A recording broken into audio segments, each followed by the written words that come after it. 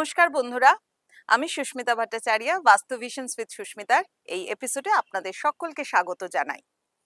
ভালো থাকুন এবং চারপাশটাকে ভালো রাখুন, এটাই তো হচ্ছে মূল মন্ত্র আমাদের, তাই না? প্রত্যেক দিন ভালো থাকার জন্য আমরা কত কিছু না করি। ঠিক সেই রকম বাস্তু ভিশনসেও আমি আপনাদের সাথে বাস্তুশাস্ত্র, অ্যাস্ট্রোলজি নিয়ে প্রচুর কথা বলি।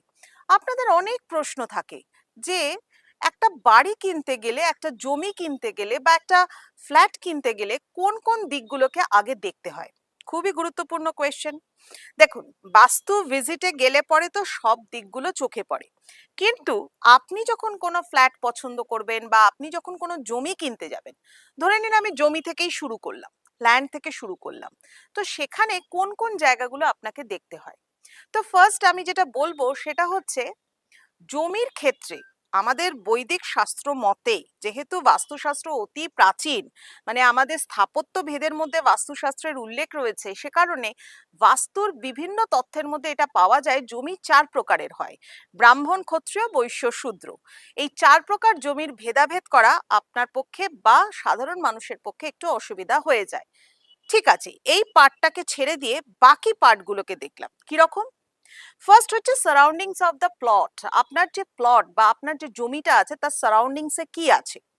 ডিরেকশন অফ দ্য প্লট, আপনার প্লটটা কোন ডিরেকশনে রয়েছে, নর্দার্ন ফেসিং রয়েছে, সাউদার্ন ফেসিং রয়েছে, নাকি ইস্টার্ন ফেসিং, নাকি ওয়েস্টার্ন ফেসিং রয়েছে, ডিরেকশনটা কিরকম রয়েছে জমির। দেন হচ্ছে মানে রোড অ্যারাউন্ড দ্য প্লট, মানে জমির চারপাশে কি ধরনের রাস্তা রয়েছে। আপনি কি কোনো কর্নার প্লটকে চুজ করেছেন, সেটা কি আপনার সাউথ ইস্ট কর্নার, নাকি আপনি নর্থ ইস্টের কর্নার প্লটকে চুজ করেছেন, নাকি আপনি সাউথ ওয়েস্টের প্লটকে চুজ করেছেন। এটা হচ্ছে 3 নম্বর দেখার ব্যাপার। যদি আপনার নর্থ ইস্টের কর্নার প্লট হয় তাহলে খুব ভালো, সাউথ ইস্টের কর্নার প্লট আর সাউথ ওয়েস্টের কর্নার প্লটকে একটু এড়িয়ে চলুন।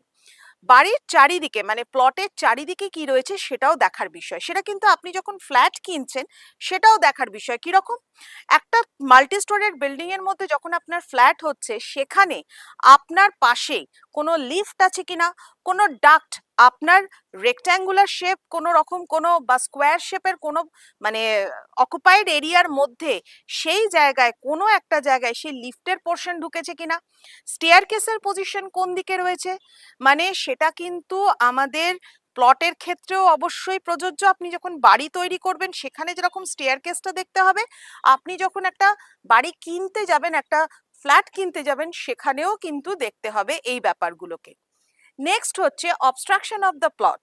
প্লটের বাইরের দিকে বা আপনার মানে মেন এন্ট্রান্সের বাইরের দিকে যদি আপনি ফ্ল্যাট কেনেন, তার যদি অপোজিটে লিফট থাকে তাহলে কিন্তু অত্যন্ত অশুভ, সেই ধরনের ফ্ল্যাটটাকে কিন্তু অবশ্যই এড়িয়ে চলবেন। বা যখন আপনি কোনো জমি কিনতে যাচ্ছেন বা কোনো পুরনো বাড়ি কিনতে যাচ্ছেন, সেই জমির বা প্লটের সামনের দিকে কোনো রকম ভাবে কোনো যদি পয়জন অ্যারো থাকে, পয়জন অ্যারো হচ্ছে দুটো বাড়ির মধ্যিখানে সরু অংশ, পয়জন অ্যারো হচ্ছে কোনো একটা বড় বাড়ি, বিশাল বড় বিল্ডিং একদম আপনার জমির সামনেই পড়ে যাচ্ছে, যেটা আপনার ওপরে, আপনার জমির ওপরে একটা পয়জন অ্যারোর এফেক্ট ক্রিয়েট করছে। এই পয়জন অ্যারোর চ্যাপ্টারটা কিন্তু অনেক বড়, মানে এটা বোঝাতে গেলে কিন্তু অনেকটা সময় লাগবে। জাস্ট আমি দুটো এক্সাম্পল আপনাদেরকে দিলাম। মানে কোনো নেগেটিভ ভাইব্রেশন ক্রিয়েট হচ্ছে বা আপনার জমির থেকে বড় কিছু আপনার দিকে ধেয়ে আসছে, এই রকম ধরনের যেন কোনো কিছু না থাকে। বা কোনো টি শেপ রোড বা কোনো একদম সামনের দিকে কোনো রোড সোজা বেরিয়ে গেছে, এই ধরনের জমিটাকে কিন্তু আপনি অ্যাভয়েড করে চলবেন। বা কোনো কর্নার, বাড়ির কর্নার, এটাও কিন্তু পয়জন অ্যারো, সেটাও যদি আপনার প্লটের অপোজিটে থাকে, that is an obstruction of the plot. আবার ধরুন নেক্সট হচ্ছে শেপ অফ দ্য প্লট। প্লটের শেপ কি রকম ধরনের রয়েছে, যদি রেক্ট্যাঙ্গুলার, যদি অক্টাগোনাল, যদি হেক্সাগোনাল, যদি স্কোয়ার জমি হয় খুব ভালো। যদি আপনি বিজনেস পারপাসে কোনো জমি নিচ্ছেন বা কোনো জায়গা নিচ্ছেন বা কোনো অ্যাপার্টমেন্ট নিচ্ছেন, সেটা যদি সার্কুলার হয়, অবলং শেপ হয়, ওভাল শেপ হয়, তাহলে খুব ভালো। বাট রেসিডেন্সিয়াল পারপাসে কিন্তু সার্কুলারটা ভালো না। রেসিডেন্সিয়াল পারপাসে অবশ্যই কিন্তু আপনাকে রেক্ট্যাঙ্গুলার শেপ প্লট বা আপনাকে স্কোয়ার শেপ প্লট বা আপনাকে নিতে হবে হচ্ছে অক্টাগোনাল, হেক্সাগোনাল। এরপরে আসছে রিট্রাকশন অফ দ্য প্লট। যদি আপনার জায়গার মধ্যে কোনো রিট্রাকশন থাকে, মানে যে জায়গাটা কেটে বেরিয়ে গেছে যদি এল শেপের আপনার ফ্ল্যাট হয় বা এল শেপের প্লট হয়, বা যদি আপনার ইউ শেপের প্লট হয়, বা যদি ধরুন একটা যখনই দেখবেন একটা কর্নার কেটে বেরিয়ে গেছে, কাট অফ হয়ে গেছে, তখন কিন্তু সেখানে আর চারটে কোণ থাকে না। চারটে কোণ কি থাকে বলুন? চিন্তা করে ভালো করে বলুন বা হাতে ড্র করে আপনারা বলুন। চারটে কোণ কিন্তু তখন থাকে না, তখন কিন্তু হয়ে যায় পাঁচটা কোণ, ছটা কোণ, সাতটা কোণ এসে যায়, মানে কর্নার গুলো অনেকগুলো বেরিয়ে যায়।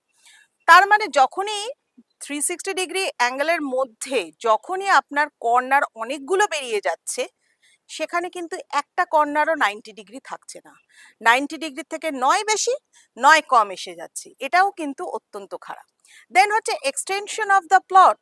এক্সটেনশন অফ দ্য প্লট মানে হচ্ছে কোনো জায়গা কোনো দিকে এক্সটেন্ডেড হয়ে বেরিয়ে আছে। যে প্লটে north east corner extended, that is very auspicious. But যে প্লটের মধ্যে মানে সাউথ ওয়েস্ট কর্নার এক্সটেন্ডেড বা সাউথ ইস্ট কর্নার এক্সটেন্ডেড বা নর্থ ওয়েস্ট কর্নারগুলো এক্সটেন্ডেড, তাহলে কিন্তু সেই প্লটগুলো অবশ্যই এড়িয়ে চলুন।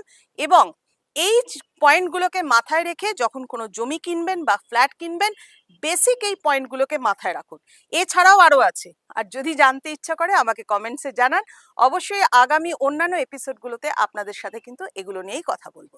ভালো থাকুন, সকলকে ভালো রাখুন।